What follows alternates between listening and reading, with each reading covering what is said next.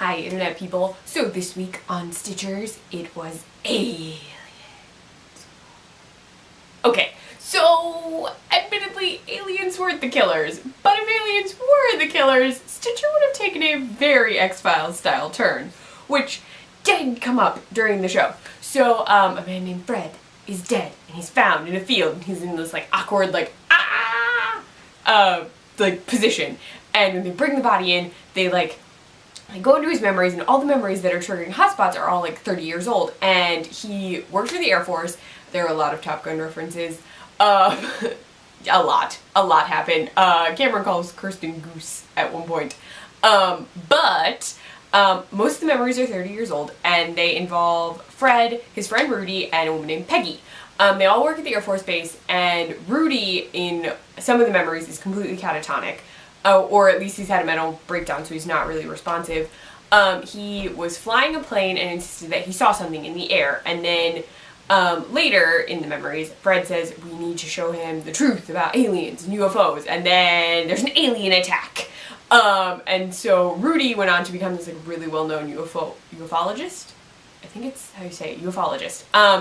But Fred has been like getting money, like it's this really odd, like Fred's been getting money, so they can't tell if Fred's selling secrets now or what's going on, because this other person named Pog, like the game with the little discs, has also been getting money, and they're like, what? So they're trying to look into all of this because they think it's aliens. Everyone believes in aliens except Cameron, which is super funny.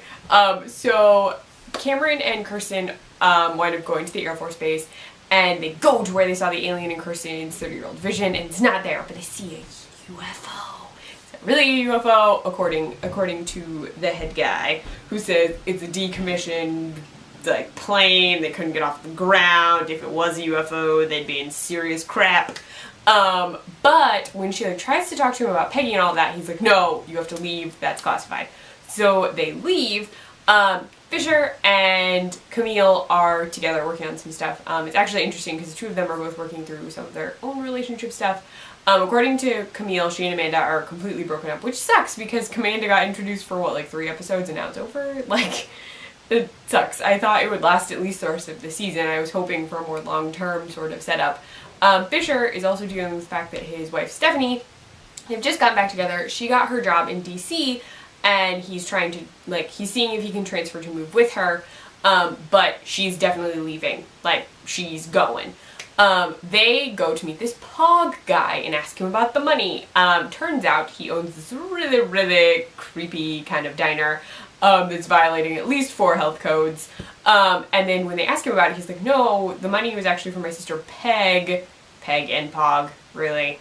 But she died 2 months ago in an accident at this like aerospace place. But he doesn't really know where she works because he says she doesn't really talk about it. So it turns out that the money Fred was getting was also going to her. So the money is connected. Then they get a call from Linus. Linus has found out that Fred was poisoned. So they're like, okay, so he was poisoned. They're all still really hoping, except Cameron, that it's aliens. While they're working on the investigation, Maggie checks into the transfer for Fisher. Turns out is a no-go on the transfer. There's a hiring freeze in the NSA. She can try and put word in with the police in DC, but currently no one is hiring, which sucks for Fisher.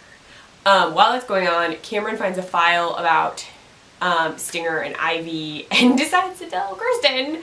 Then Kirsten tells everybody else because she's really upset. So that happens. So then everyone knows that Ivy and Stinger have been in contact. On top of all of that, Cameron called in a neurologist to check in on Kirsten because she was having a nightmare, but she says she doesn't remember her dreams, but she was twitching kind of like she was in the experiment we saw in the entry to the episode where they do backstory stuff. So he calls in a neurologist. The neurologist happens to be his mom, and Kirsten thinks they need to spend more time together. She really likes his mom, and the tests are done. You'll find out a little bit about the test at the end, but Kirsten hasn't actually gotten the results herself. So they're still investigating. They're still working because Cameron's like, we can't stop working on the case just because of the Ivy Stinger thing. We have to finish the case. They met with Rudy, who is completely fine now. He writes a lot of books about UFOs. and he knew Fred. They'd actually seen each other. They go back into Fred's memories because they're trying to figure out what's going on, after they figure out that Peggy was killed in a fluke accident. When they reanalyze the image from the night he died, they figure out it's totally a drone, it sprayed the nerve gas on him, and it all turns out that the alien sighting that he had that like caused his nervous breakdown was actually a prank. Peggy and Fred, masterminded it. Peggy dressed up as the alien, Fred led him down there, it was a whole thing, and Fred had actually confronted Rudy about it and said, it's all a lie, we made it up, like, stop giving me money, like, it's not a story, this is all a fraud, da-da-da. Rudy, like, attacked him, so they go to confront Rudy, thinking that Rudy did it, so they're like, you killed him, you said that you could make a fake UFO sighting with tinfoil and a drone, all this stuff. The wife is getting really upset, and then totally, because he's like, I would never do that, like, I would never kill him. Totally the wife. She had confronted Peggy, tried to get the nerve gas, wound up accidentally killing her, or actually killing her, I don't know. I'd like to think it was an accident, but I feel like no. Got the nerve gas, then set up the drone to kill Fred, so that she wouldn't lose Rudy again, because she was afraid that this would trigger another, breakdown, and she didn't want to have that happen again because she, like, completely lost him the first time. Like, he, in the memories, was completely catatonic.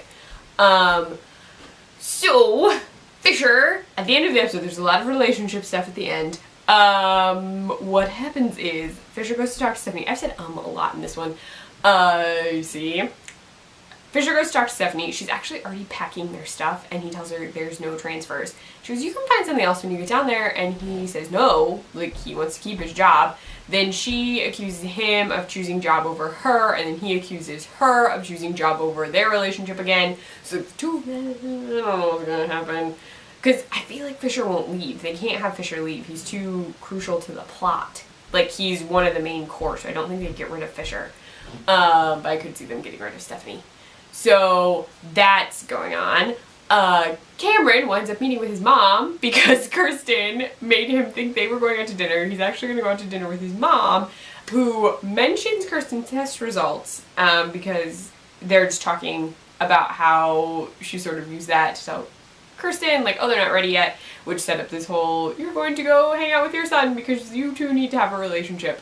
And she says, no, there's nothing wrong, but I did have to send back the EKG. It looked like there was a reflection. It's not a tumor, it's nothing serious, which I feel like is going to be serious. There are 2 episodes left. I feel like it's going to be something bad.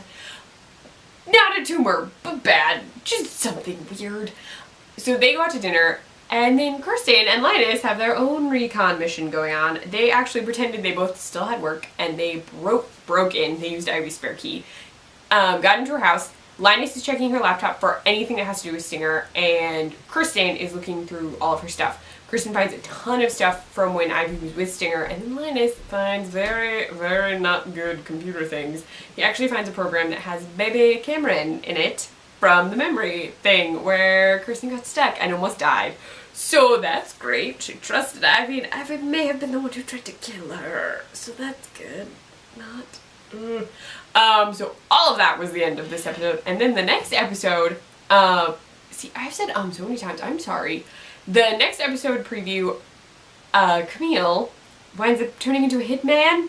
I'm very worried for Camille. There are only 2 episodes left. For a while, IMDb said there was only 1 episode left, and I was like, how are there 9? Who makes a 9-episode season? But there are 10. It's this hitman one, and then the final episode is called Maternus. I'm going to be live tweeting Stitchers presumably the next 2 weeks. I did 2 weeks of Preacher, and I was planning on doing Stitchers next week, and then I do want to do the Stitchers finale. So my plan is to do the next 2 weeks, hopefully, unless something weird happens, because we all know that I have so many tech issues with Stitchers that it could suddenly become a problem. But let me know what you thought of this episode. I really enjoyed the aliens theme. I liked Camille's dialogue about having a crush on Gillian Anderson with David Duchovny as a close second. Gillian Anderson is amazing. She's gorgeous all the time, but you should watch her in American Gods. I'm just saying. But there we go. Let me know what you thought of this episode in the comments below. You can also find me on Twitter at ClefNotes, on my blog, clefnotes.wordpress.com, or for the Nerdy Girl Express, thenerdygirlexpress.com, and or on their Snapchat, thenerdygirlexp.